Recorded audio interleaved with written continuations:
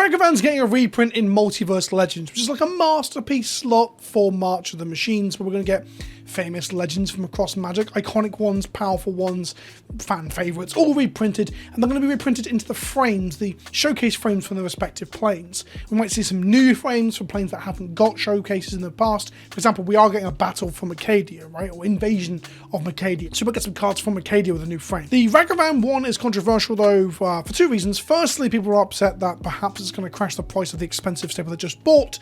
This is only a handful of people I've seen moan about this. The majority obviously don't care about staples going down in price, especially when the old ones still hold their value, right? So that's kind of a non-issue. The other reason people are upset is that it's a masterpiece frame, and I get it. I get that masterpiece frames are meant to be for artifacts, but it being on a Ragavan isn't that bad. I quite like it. The framing, the art, it all combines together to be pretty gorgeous. But the Ragavan reprint people aren't talking enough about is this one. This is Ragavan Nimble Pilferer from the Secret Lair Showdown promotion. And I say promotion, but what I really mean is there are 3 cards that are available when you enter a Secret Lair Showdown at a Magic Con. Magic Cons being the big conventions being held by wizards and associated companies that aren't called Magic Fests anymore. So it just dawned on me that they've changed the name again. I'm going to get into a little bit of a rant about names in a second. If you enter a Secret Lair Showdown, you get a Fatal Push promo. If you get into the top 8 of your flight, you can become part of the combined top 32, and the top 32 will get a promo of this, a Ragavan Secret Lair Showdown variant. Now the reason I'm bringing this up and I want to talk about it is because, well, this is a promo that they're saying may only have 32 copies given out this year. Maybe we'll see more next year, or they might just rotate to a different promo for this style of prize.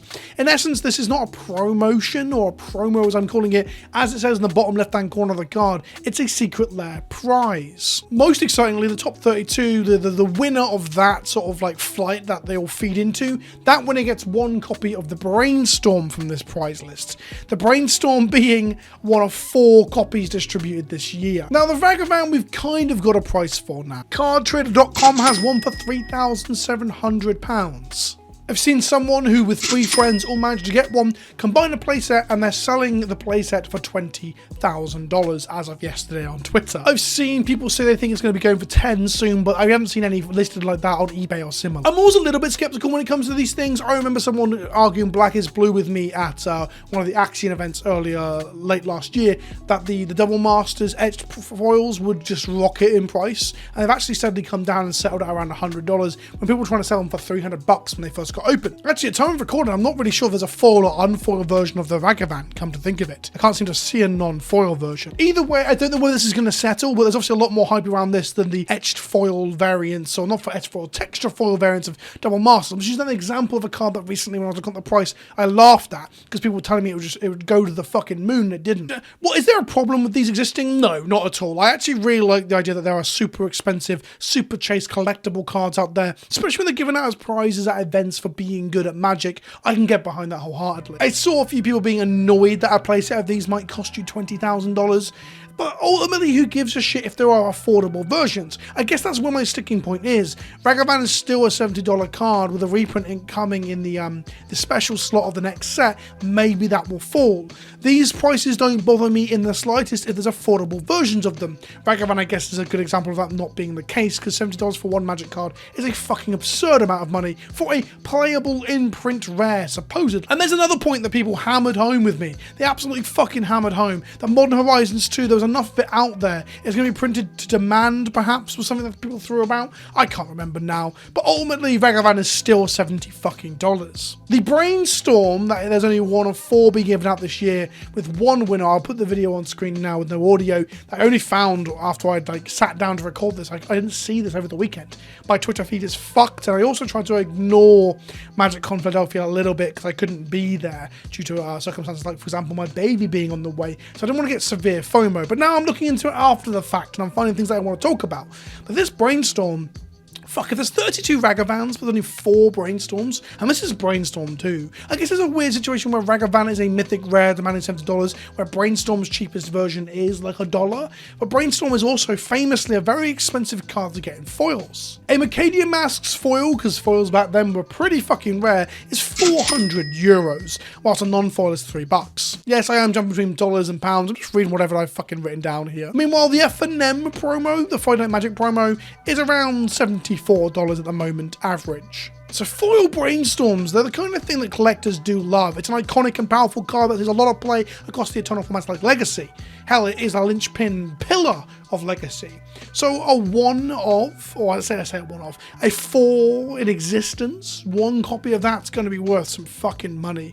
And bearing in mind it's like got Urza on it as well, and it's a very striking looking brainstorm. This is going to be worth double, if not triple, what the Ragavan is worth. So if the Ragavan does stable at $5,000, this thing's going to be worth a pretty penny. And this brings me to another point here, that these are being used as prizes. So essentially we are giving much better prizes for events. The Pro Tour also had a unique Jace the Mind Sculptor. Everyone who participates in the Pro Tour gets one of these, which means they might actually be more common than the Ragavan Secret Lair treatment due to number of players, and especially if this is the promo at the next Pro Tour too, we just don't know yet. But only the top 16 got a foil version, meaning this chase is going to be worth big bucks. At the moment, I see about $900 floating around on the internet, but I think it's just going to go up from there. It's a really interesting way for Wizards of the Coast to give better price support to pros. You can't pay the pros, but you can print collectibles that people will clamor for years to come. Giving someone a card that might be worth hundreds, thousands, or even tens of thousands of dollars further down the line as a thing that you can just print for pennies on the dollar, yeah, that's a pretty easy way to improve the prizes. And beyond that, we also saw that lucky attendees, randomly selected, got a serialized Shivan Dragon with only 295 of them in existence. The art is interesting. It does look like the Shivan Dragon is like jerking off two cocks.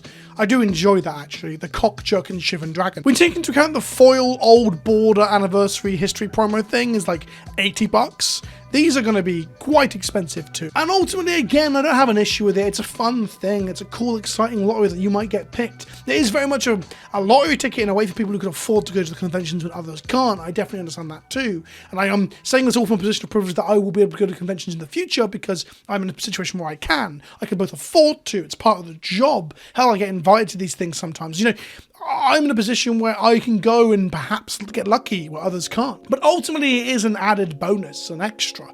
The interesting thing I see is that a lot of people were flipping these to vendors over the weekend. So essentially, I'd imagine over half the supply of these, if not more, ended up in the possession of vendors, basically injecting the secondary market with a new interesting promo collectible for super whales to purchase. It's both exciting and interesting, but also does seem a bit weird when you start to unpack it like that, doesn't it? The only thing I really do take issue with is the naming it Secret Lair. This bugs me to no end, and it's kind of irrational. It's nothing for me to get angry about and tell Wizards that they need to change it now, or I'm gonna shit myself. In essence, what the fuck does Secret Lair even mean? Wizards have done this with names for a long time. The word mythic is used to describe anything. They'd describe a toilet pan mythic if they could, but they moved on from mythic.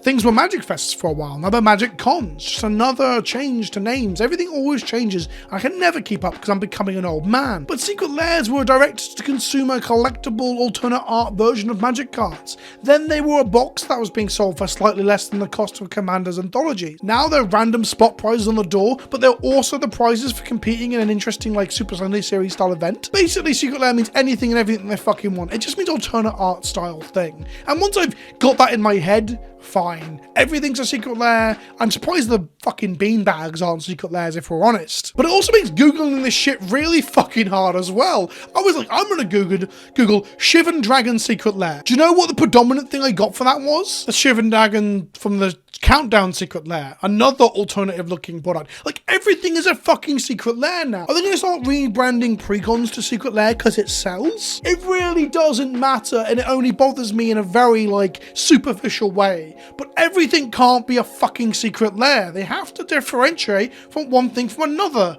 Surely. Either way, I thought it was interesting that these Ragavans might be going for, $3, $4, $5, eventually $5,000. The brainstorm is going to be worth fuck knows what, because we don't know if anyone's going to sell one for a while. Let me know in the comment section down below if you got one of the Shivan Dragons as a spot prize at the convention, or let me know if you're going to shell out the money to get one to complete your Shivan Dragon collection, or if you're looking to buy one of the Ragavans. Let me know what you think about these extremely expensive and fancy versions of these cards. Does it boil your piss for reasons that I can't quite understand? I'd love to hear from you. That was an interesting little bitty about the fact that there's an even more expensive Ragavan out there. Thanks for watching. There'll be more videos all out throughout the week, so make sure you're subscribed, comment down below, and I'll see you all soon. Ta-ta for now.